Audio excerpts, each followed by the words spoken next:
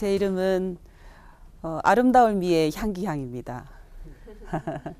아름다운 이 향기를 세상에 전하라고 아마 저희 할아버지께서 지어주신 것 같아요. 그래서 그런지 아무튼 지금 제가 좀 특별한 일을 하고 있습니다.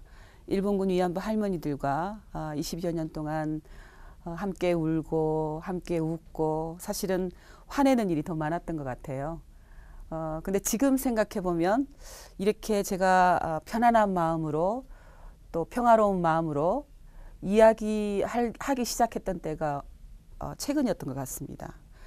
90년대 중반까지만 해도 저희가 일본군 위안부 문제를 이야기하면서 얼굴에 웃음을 웃는다.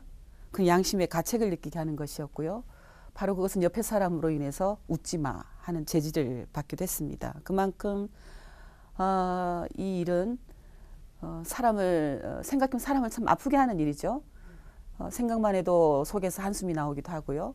또 때로는 뭔가 모를 그런 슬픔이 느껴지기도 하고 그렇습니다. 그런데 오늘 제가 나비의 꿈, 아름답잖아요. 그죠? 참 아름다운 제목이죠. 나비의 꿈이라는 것을 가지고 특별히 할머니들의 평화, 할머니들이 이 땅에서 세우고 싶어 했던 정의, 그리고 또 할머니들이 이 땅에서 풀 한 폭이라도 생명이 있는 것은 소중하지 않은 것이 없다라고 우리들에게 전해주셨던 그 마음이라 그럴까요? 그 정신이라 그럴까요? 또 그 소원을 함께 이야기하고 싶어서 나비 한 마리를 가지고 왔습니다. 나비 그러면 참 연약해 보이죠? 그렇습니다. 날개는 금방 날카로운 거에 조금만 스치기만 해도 부서지기도 하고요. 날개가 꺾입니다.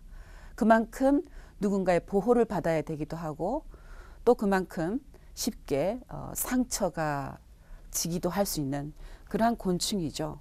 그렇지만 가만 생각해 보면 그 나비의 인생, 그 나비의 삶, 그 삶이 어쩜 이렇게 일본군 위안부 할머니들하고 닮았을까? 그런 생각을 할 수 있을 거예요. 날개를 활짝 펴고 날 수 있는 시간은 그렇게 길지 않습니다. 그렇지만 그 날기 위해서 유충일 때부터 그리고 어떤 그 고치 상태에서 이르기까지 정말 부단히 노력을 하죠.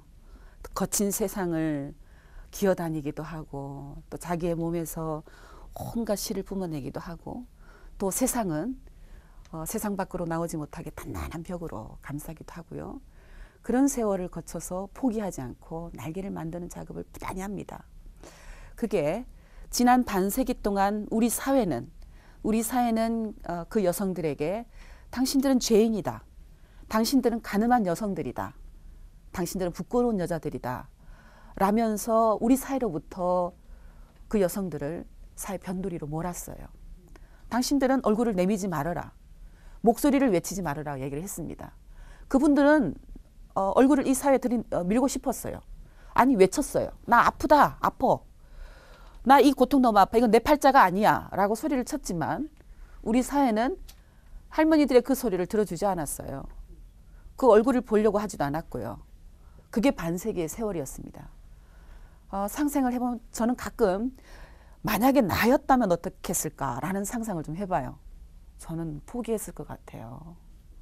아마 자살을 했거나 아니면 지금도 여전히 그 어디 뒷골목에서 아무도 만나지 않은 상태로 그렇게 고립되어서 살고 있을지 모르겠습니다. 하지만 제가 지금 만나고 있는 일본군 위안부 할머니들은 그러지 않으셨어요. 반세기의 침묵을 깨고 날개를 조금씩 내기 시작하셨어요. 저는 지금 어느 누구보다도 너무나 우아하고 고귀하게 날고 있는 할머니들을 만납니다. 매주 수요일마다 일본 대사관 앞에서 위안부 할머니들은 너무나 우아하고 고귀하게 날아요. 내가 너무 아팠으면, 내가 조금만 아팠으면 그냥 안방에서 쉬고 있었을 것이다. 근데 내가 너무 아팠기 때문에 나 같은 이런 아픔을 또 다른 우리의 후손들이 겪으면 어떡하나라는 불안 때문에 두려움 때문에 내가 편안함을 추구할 수가 없다. 그래서 내가 이 추운 겨울에도 이 시멘트 거리 위에 나오는 것이다. 라고 말씀을 하십니다. 얼마나 멋지세요.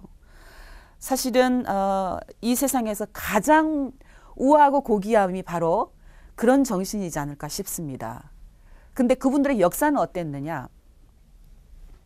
일본이 지금 일본군 위안부 피해자들은 합법적으로 매춘행위를 한 여성들이다라고 그 여성들을 2번 죽이고 있습니다. 식민지 시기에 11살부터 28살의 여성들이 끌려간 것으로 저희가 실태 조사됐어요. 근데 그 여성들에게 강제로 그러지 않았다. 그 여성들은 자원했다라고 이야기하는 거죠. 참 안타까운 일이죠. 할머니들이 이렇게 얘기합니다. 누구든지 죄는 지을 수 있다. 하지만 더 무섭고 더 벌을 받을 것은 그 죄를 지은 것을 모르고 있는 것. 그리고 그 죄를 지은 것을 알았을 때라도 오히려 그 죄를 덮으려고 거짓을 하고 또 거짓을 하고, 그래서 결국은 자신들의 죄로 인해서 피해를 받은 사람들에게 상처를 다시 가하는 것, 그것이 더 큰 죄다라고 이야기를 하십니다. 그게 맞는 말이죠. 그게 맞다고 생각을 합니다. 이 일본군 위안부 문제는 우리가 전쟁 시에 일어난 어떤 우발적인 강간이라든가 성폭력 범죄와는 다르다라고 이야기를 합니다. 물론 어떤 상황에서도 어떠한 전쟁 상황에서도 인권을 유린하거나 약자를 괴롭히거나 죄 없는 사람을 죽이거나 하는 것은 다 범죄 행위입니다. 그 생명은 다 소중하니까요. 그런데 하물며 일본군 위안부 문제는 우리가 국가의 정책에 의해서 자행되었던 인도에 반하는 범죄다, 성노예 범죄다라고 규정하고 있어요. 그냥 우리의 주장이 아니에요.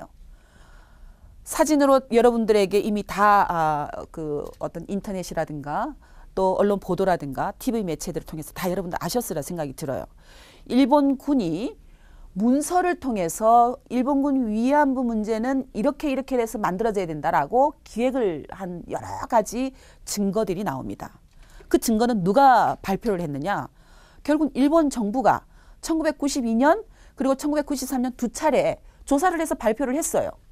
일본군이 여성들이 원하지 않는 상태에서 여성들을 연행을 해서 본인이 원하지 않는 상태에서 그렇게 그 성적 피해를 입혔다라고 이미 다 밝혔습니다.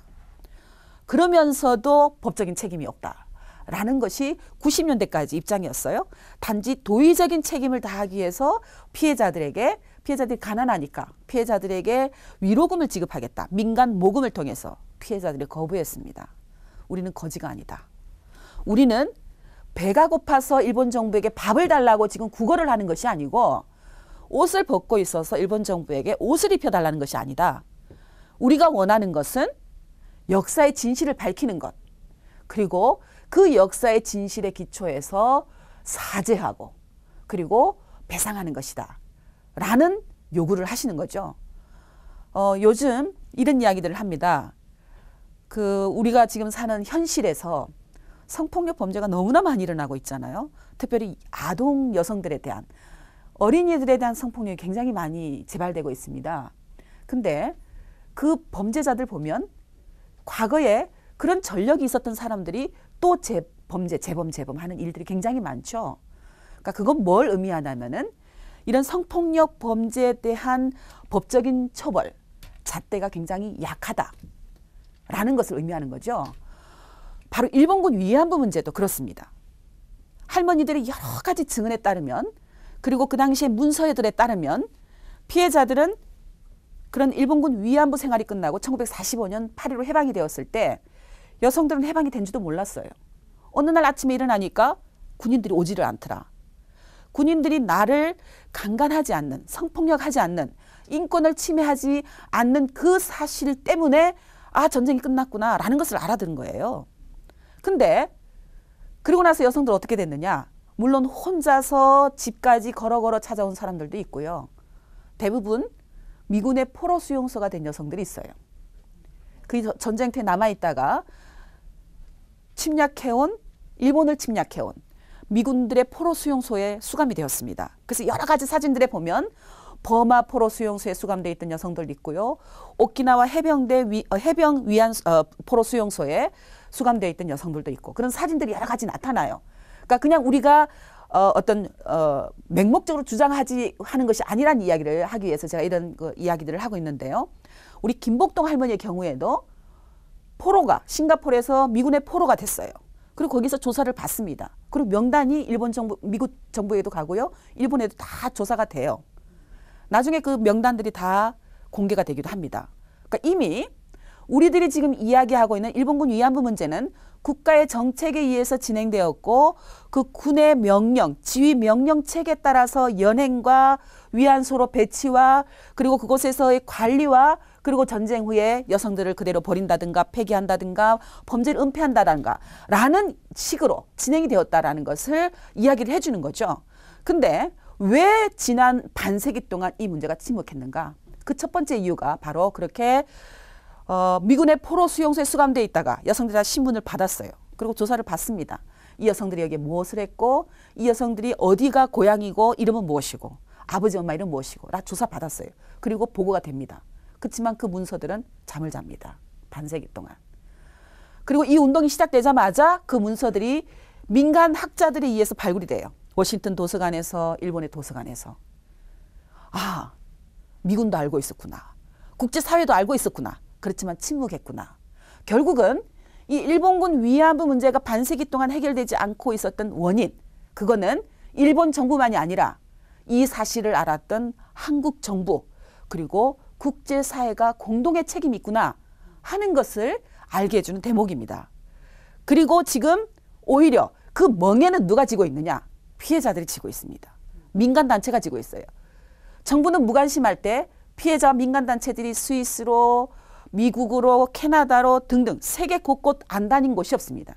직접 민간 외교를 하면서 일본 정부가 이렇게 끔찍한 인도에 반하는 범죄, 전쟁 범죄를 우리에게 가해놓고 지금도 저렇게 발뺌을 하고 있다라고 직접 호소를 하고 다녔어요. 그 결과 유엔에서도 결의가 채택이 되고 미국을 위시해서 세계 여러 나라 의회에서 일본 정부는 사죄하고 배상하라라고 권고를 내립니다. 하지만 일본 정부는 아직도 받아들이지 않고 있어요. 여전히 강제성은 없다. 증거가 있으면 니네가 대봐라. 피해자에게. 자기들이 범죄를 저질러 놓고 피해자에게 니네가 증거를 대라라고 이야기를 하고 있는 현실이 바로 이거죠. 그렇지만 요즘 조금 다른 증상이 나타나고 있어요. 그건 뭐냐면은 바로 한국 정부가 적극적으로 앞서서 일본군 위안부 문제를 해결하라라고 일본 정부에게 요구하기 시작하면서 위안부 문제에 대한 관심이, 국제적인 관심이 급속도로 좋아집니다. 물론 한국 정부가 스스로 알아서 했을까요? 아니요. 지난 2006년 7월에 피해자들이 한국의 헌법재판소에다가 헌법소원 심판 청구를 해요. 우리도 대한민국 국민이다. 왜 그런데 한국 정부는 우리 국민들이 다른 나라에 의해서 불법적으로 인권 침해를 당하여 이 기본권, 재산권을 침해받았음에도 불구하고 왜 이 배상권을 실현하기 위해서 외교적인 노력을 기울이지 않는 것이냐라고 헌법소원 심판 청구를 냈습니다. 그러니까 작년에 8월 30일에 헌법재판소가 판결을 내서 땅땅땅 위헌이다. 한국 정부는 외교적인 보호 조치를 적극적으로 하지 않음으로 인해서 피해자들의 기본권과 재산권을 침해했다라고 땅땅 결정을 내렸습니다. 그러자 그때서야 한국 정부가 막 TF팀을 만들고요. 이명박 대통령이 욕을 하기 시작합니다. 그렇게 해서 운동을 적극적으로 시작을 해요. 국제사회가 관심을 가지죠. 자, 이제 우리들이 조금만 힘을 모은다고 생각이 들어요. 어떻게 하면 될까? 일본은 여전히 역사 왜곡을 하고 있고 어떻게 하면 될까? 바로 저는 해답은 일본군 위안부 할머니들의 삶에 있다고 생각 들어요. 할머니들이 지난 반세기 동안 날개를 펴기 위해서 온갖 고통, 온갖 아픔을 다 감내하시면서까지 그것을 극복하고 우리들에게 지금 평화를 이야기하고 인권을 이야기하고 정의를 이야기합니다. 그런데 이제 그 날개를 우리나라를 넘어서서 저 콩고에서, 우간다에서, 아프가니스탄에서 전쟁으로 고통받고 있는 여성들에게 날아가고 계셔요. 너희들 아프니 우리 몰랐다. 우리들이 이렇게 아파 보니 너희들이 지금 전쟁 속에서 그렇게 고통당하고 있는 사실을 우리가 알게 된다. 너희들 힘내라. 내가 일본 정부에게 배상을 받으면 그 배상금 전액을 너희들에게 후원하겠다. 힘내라. 라고 메시지를 선포하셨어요. 그것이 굉장히 큰 감동으로 울리기 시작했습니다. 그래서 지금 콩고 여성들에게 할머니들의 이 희망의 메시지, 연대 메시지가 그 피해를 극복하게 하는 용기가 되고 있어요. 우리는 어떻게 할까요? 우리는 일본군 위안부 할머니들의 희생에 서 있는 사람들입니다. 우리의 외할머니가 위안부로 끌려갔다면 저는 태어날 수 없었을 것이에요. 어쩌면 우리는 할머니들을 위해서 사는 것이 절대로 아닙니다. 할머니들이 우리를 위해서 오히려 희생을 하셨고요. 그 희생 위에 우리가 서 있는 거죠. 그러면 그 희생의 책임, 그 책임을 어떻게 해야 될까요? 할머니도 그렇게 고귀하게, 우아하게 그 고통을 극복하고 평화의 날개를, 생명의 날개를 콩고의 여성들에게 날아가는데 우리들이 뭘 할까요? 바로 우리들이 이제는 할머니들의 날개가 되어드릴 차례라고 생각을 합니다.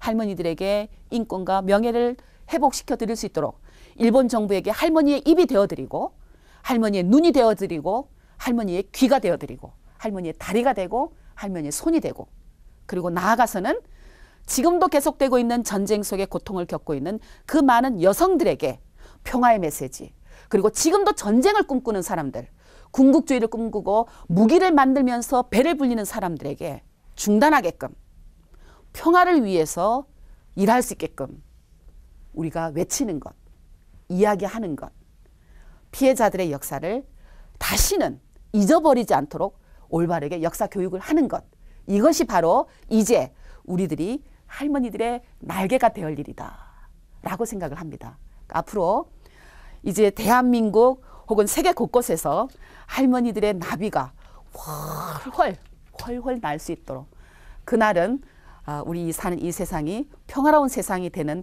그런 날이라고 생각을 합니다. 고맙습니다.